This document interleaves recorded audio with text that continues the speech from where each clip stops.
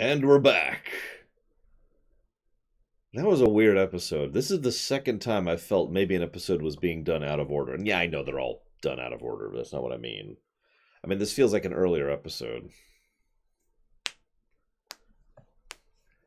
So what you're saying, Aethel, is that you're pure... So Aethel asked a question. I'll go and answer that before we move forward to my other thoughts.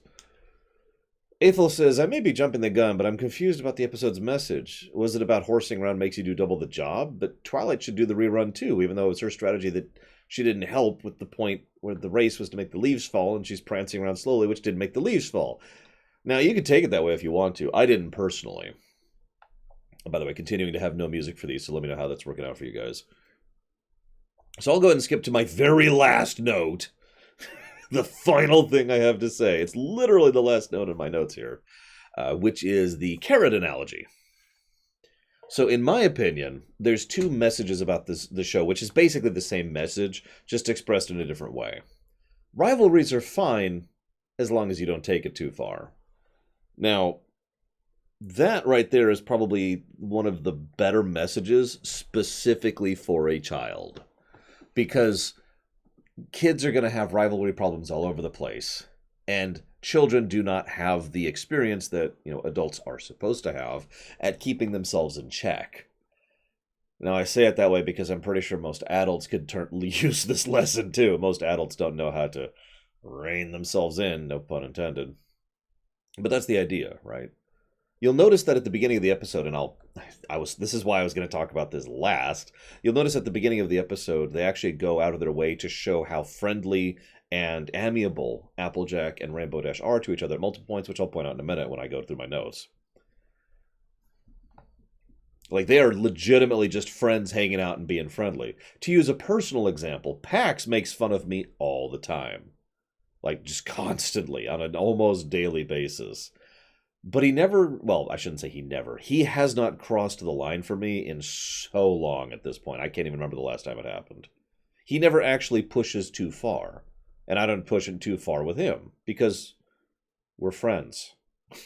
Right? And I know that sounds like a duh. I really do. But it's something that needs to be reinforced because way too many people push too far. In Star Wars Last Jedi, excuse me. No, I'm serious, though. How many fandoms have you ever seen with people just dissolve into amongst each other? How many times have you seen that happen? How many fandoms can you list where the fandom has just turned into a mess because they have just on each other? Including this one, by the way.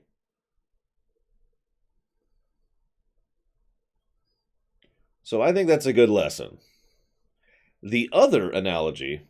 the other message of this show, I'm going to save for last because, damn it. No, I might as well just talk about it now. Thanks, Aethel. Thanks.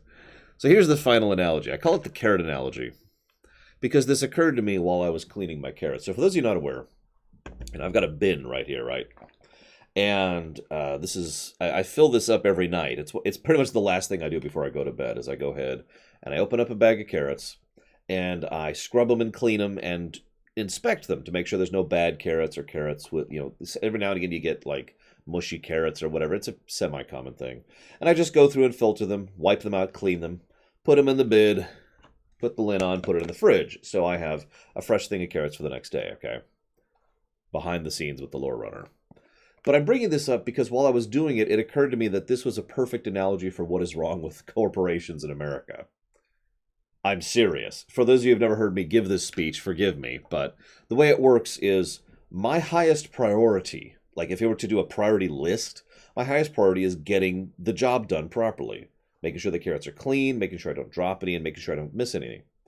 My second highest priority is doing it quickly because I don't want to spend too much time doing this every night. Because, like I said, it's like the last thing I do, and by then I'm usually pretty freaking exhausted and I need to go to bed. Imagine if that was reversed.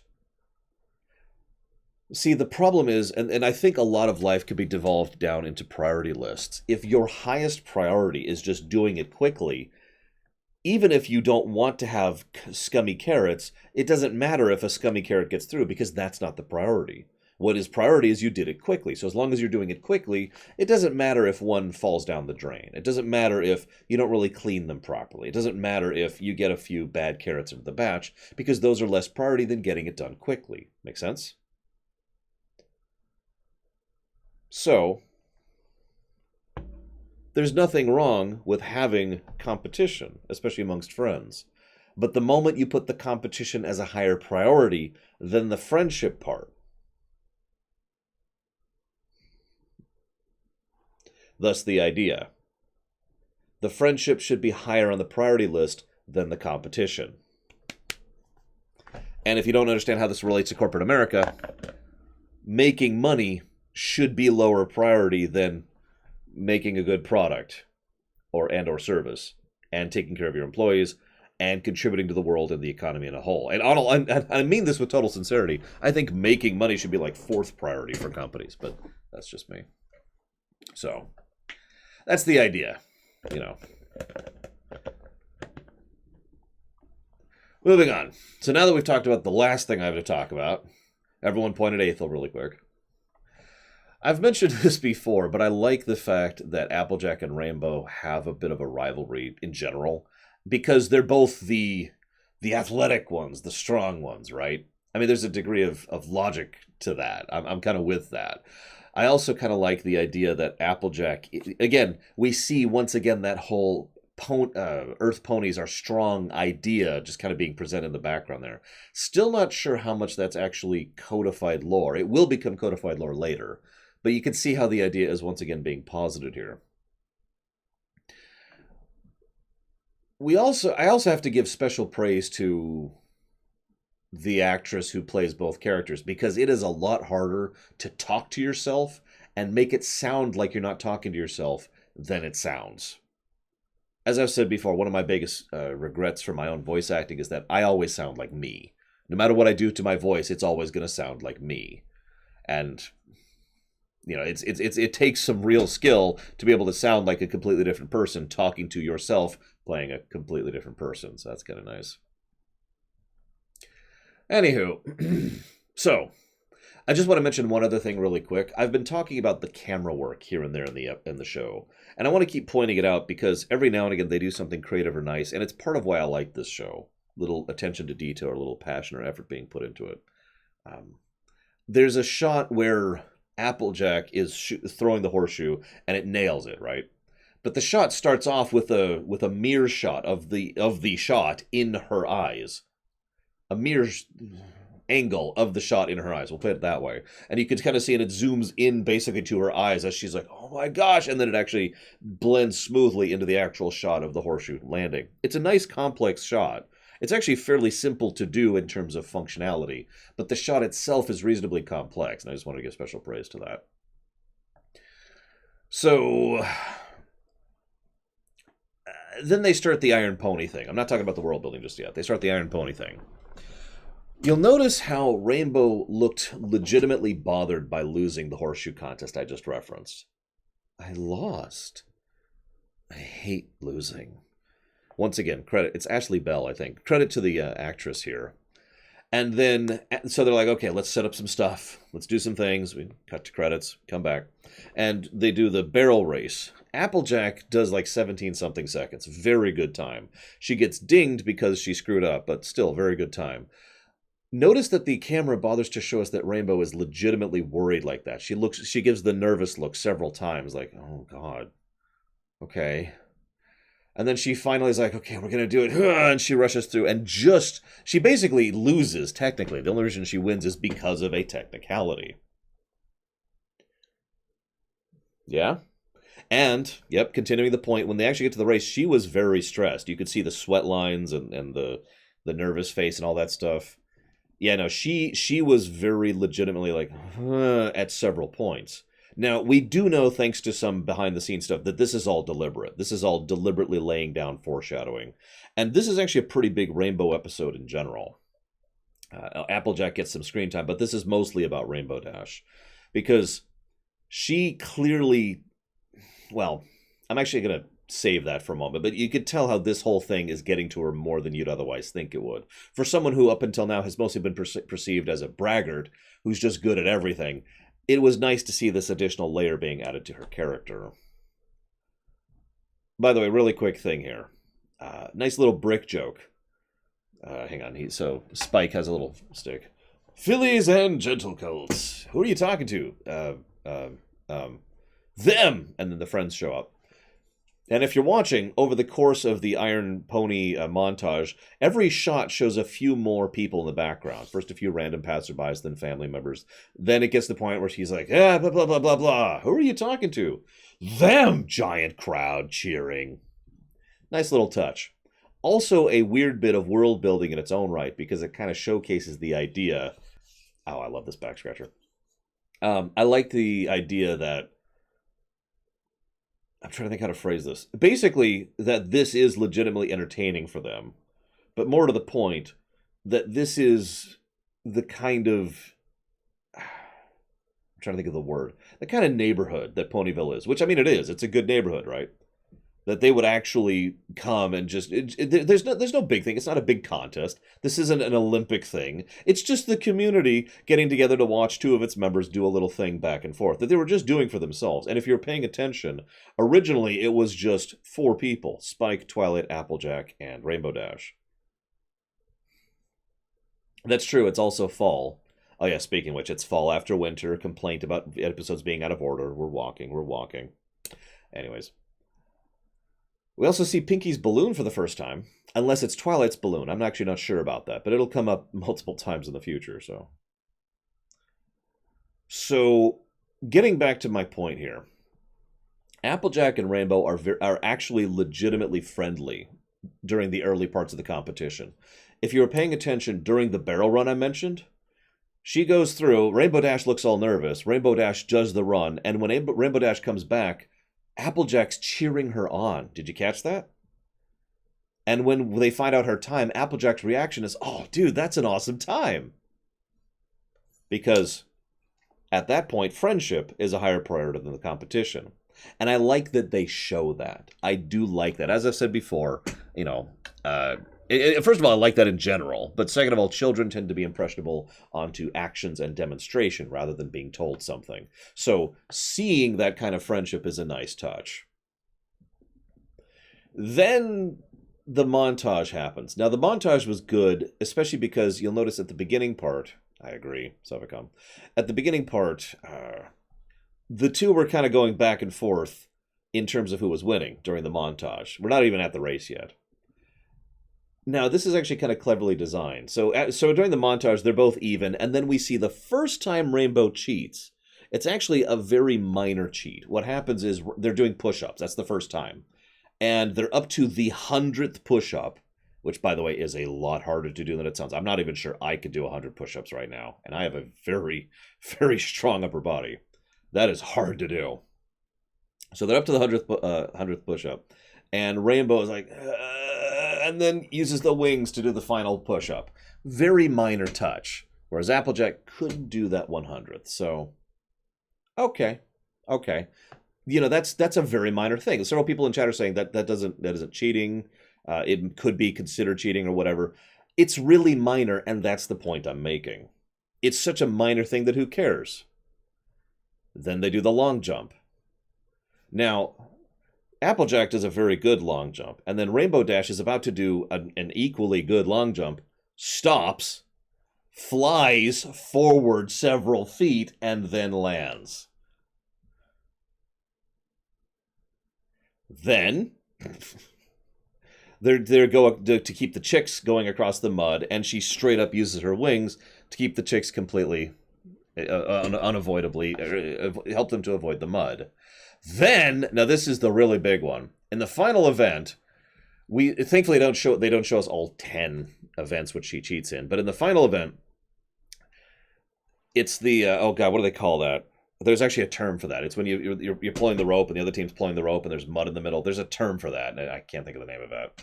But it gets to the point where Applejack has actually pulled, is it just rope pull? Has actually pulled Rainbow Dash over the mud Tug of War, that's what I'm thinking of, Tug of War, has actually pulled Rainbow over the mud, and Rainbow's just flying there, over the mud. At that point, by all occurrences, having actually lost, then Rainbow flies up and just dangles Applejack in the air over the mud, and goads her into letting go. Now, you could argue that Applejack should have been smart enough to not let go, but that is flagrant violation of everything. That is a definitive cheating situation. Because cheating can be defined as multiple different ways. But in my opinion, the core definition of cheating, like of all the nuances and gray areas, core cheating is violating the point of what you're doing. And yeah, what Rainbow Dash did there at the end there was flagrant. I agree. Spike should have called it as soon as Rainbow was pulled over the mud. So that's, and then you notice Rainbow gets all braggy, too. Now, normally, oh yeah, Twilight's a terrible rep. I actually agree on that. Excuse me, ref. We need to fire that ref. Get some football refs in here.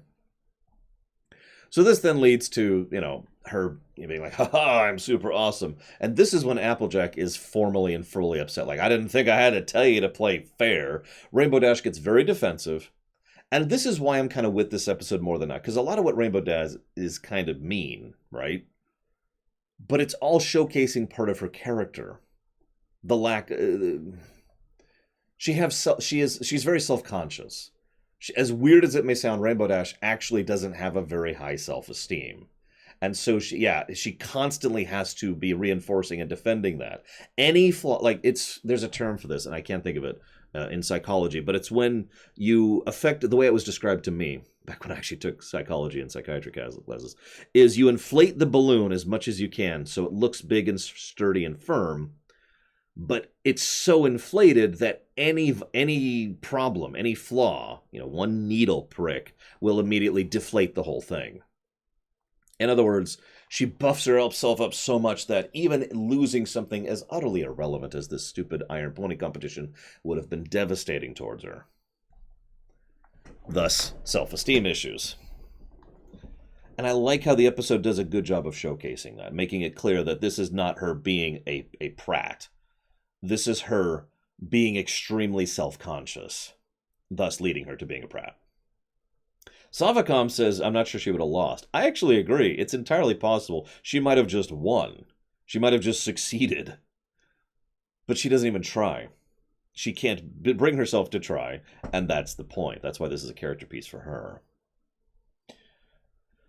So then we get to the actual race. I like how Pinky, by the way, reaches out to Spike. Would you like to join me, Spike? That's just another nice little touch. You don't need your friends to ask permission to join in if it looks like they want to have fun. Very tiny little lesson, just kind of slid under the rug there. Nice bit. And again, going to the child thing. If a kid walks up and sees you playing with some toys, hey, would you like to play too? Anyways. So, first of all, let's go ahead and finally talk about some world building, because I've been mentioning this. I've been dancing around this for a bit. So, fall only happens because the ponies make it happen. This is, once again, a showcasing of the fact that, as Savacom so wonderfully puts it, all natural things need to happen manually, but they make traditions out of it. This is actually twofold world building here. The fact that they have to make the leaves fall, and the fact that they've turned it into something of a cultural event. I like that. I like that so much, in fact, that I love that idea, and I want to use that storytelling idea going forward. It's like Sean over there, He's such a natural idea that he slides in smoothly, and I don't have to explain anything. Do I have chat up right now, by the way? I do. Okay, just making sure. Thank you very much, Sean, for the sub. Much obliged, sir. And you know the question. So, I actually don't have much else to say to that, admittedly. I just love the world building. I really do. I also wonder... Again, as we mentioned with the winter wrap-up episode, how many other places have how many other different ways of dealing with making leaves fall?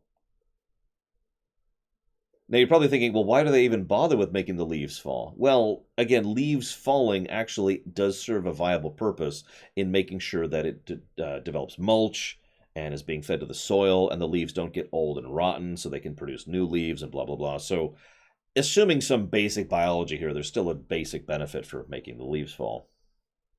There's also Nightmare Night, which don't think we really get to that until season 2. Tree could also get too heavy in winter. That's also very true. So, but yeah, exactly, Hourglass. Exactly. Anyways, so cool world building, as usual. I think this is also the first episode, I could be wrong, where they actually say the phrase My Little Ponies in universe. This is something that'll become a semi-regular thing here and there. Instead of saying, hey, people, they'll say, oh, My Little Ponies. And every time they say it, it sounds just a little bit weird to me. Yeah, it's a roll credits moment, exactly. Marvel Ultimate Alliance 3, you got it. Anyways, moving on. So Applejack, okay. Yeah, my Celestials, you'll only 1 second. So they start the race. Applejack hits a rock. Now, this is an interesting parallel between the two. Actually, I skipped over something. Sorry. First, they make fun of Twilight. Both of them make fun of Twilight. You caught that, right? Rainbow's more overt about it, but Applejack is still poking fun at Twilight. Egghead is also used as an insult for the first time here, which is interesting in its own right. Oh yeah, they also tie Rainbow's wings to establish that. And Twilight has the number 42 as her running number, which means several things. First of all, it means that there's a lot of ponies running in this, but second of all, it's, from what I understand, a deliberate reference. So, anyways. So yeah, the race actually then starts. Sorry, get back to the race proper here. Well, they mentioned the Egghead's Guide to something, and it's said in a way to sound like they're saying the Hitchhiker's Guide to the Galaxy. Like the cadence of it is said just like that. So, anyways, so they start the race. Egghead's Guide to Running, thank you. Applejack hits a rock. She immediately assumes Rainbow tripped her. I don't blame her. Remember, Rainbow was flagrantly, overtly cheating by the end of the previous competition. So kind of expecting it, yeah, okay, I'm with it. However, what's interesting is that, and again, the episode does a good job with this, Twilight's response is very harsh. She tripped me. No, she didn't. No, she did. She tripped. No, she didn't. Like, Twilight comes down hard on her. You tripped on a rock. Oh, okay. No, you're right. You're right. Now I gotta get caught up. I will also say that this episode does the same thing every racing movie ever does, where no matter how far you are behind, for the big final nose-to-nose thing, you can just somehow catch back up to the previous person, even though basic logic and physics shows that in order to catch up to person, you have to actually be going faster than them.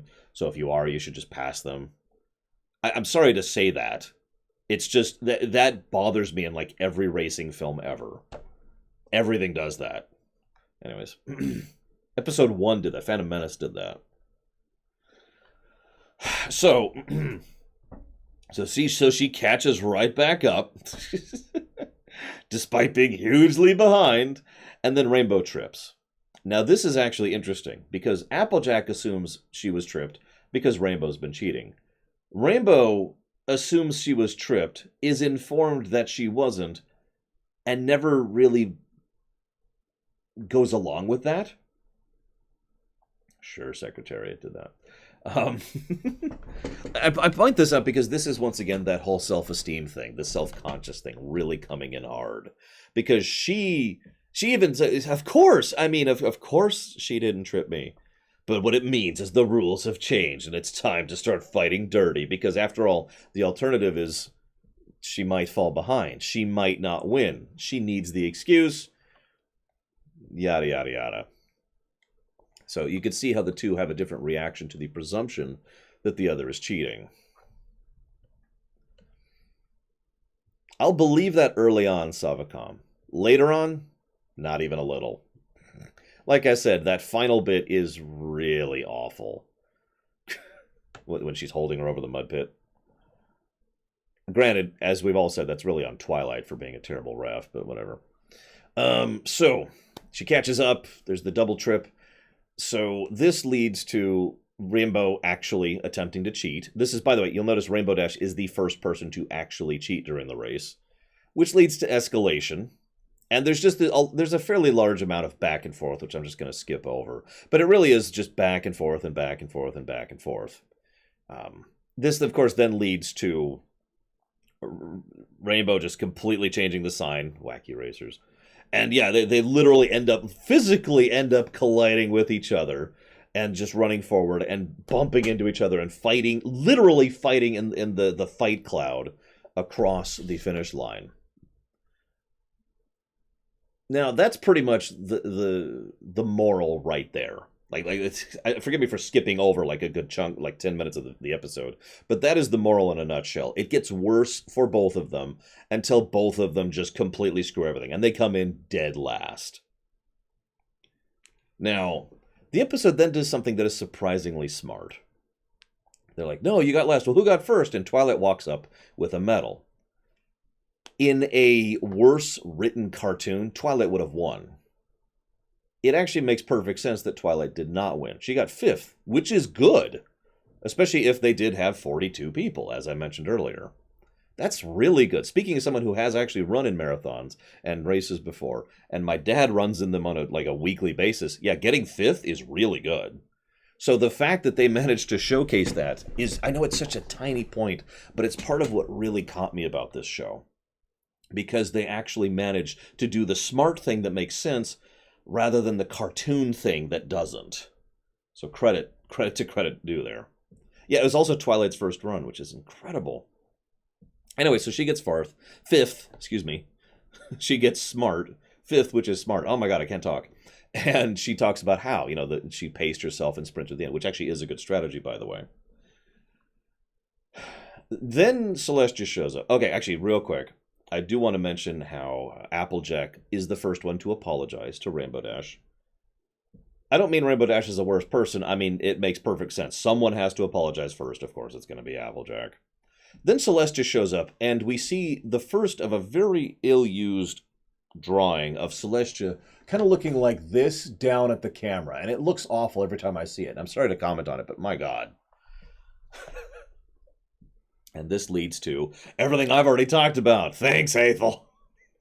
See, this is friendly ribbing, what I'm doing with Aethel here. Which, again, goes right back. See, I'm tying it together. This goes right back into the overall theme of the episode. There's nothing wrong with friendly ribbing. There's nothing wrong with friendly competition. There's nothing wrong with doing it as long as friendship is higher up on the priority list. And at the end, they decide to go running again, which, by the way, good lord, what kind of stamina do these ponies have? God. They just finished a sprint. Anyways. And the episode ends, because I've already run through all the things I wanted to talk about at the end here. Yeah, they weren't even worn out. They were just like, what? Like, to use a parallel here, if the camera switches over, Twilight's like, I decided to sprint to the last mission. Well, everyone else was tired, and the camera pans over and shows the other ponies who are all like, oh god, we're dying. And boy, I've been there. And then, so my point is that Applejack and Rainbow Dash have none of that. They're speaking in a normal tone. They don't sound weathered or winded. They're fine. No, they've got power to spare. They're good. At least that's my take on it. I like to think that they're fine. That's just my take. It is possible, as Savacom is pointing out, that they are just hiding it. But at the same time, I do got to say, it's hard. In my experience, it's harder to show being out of breath than not. And I should know because I have a hard time breathing on a regular basis. And I have learned for years how to hide the fact that I can't breathe through my nose. So, anyways, how many calories are in their food? All the calories. So as I said, the message, priority list, carrot analogy, blah, blah, blah. That's actually all I got for this one. This is a fairly strong message show, but I would say this is actually my favorite message show so far. Because it's smartly written, and it's because it's a message that I'm actually completely in favor of. So next, well, hang on, let's go ahead and first chop off the local recording.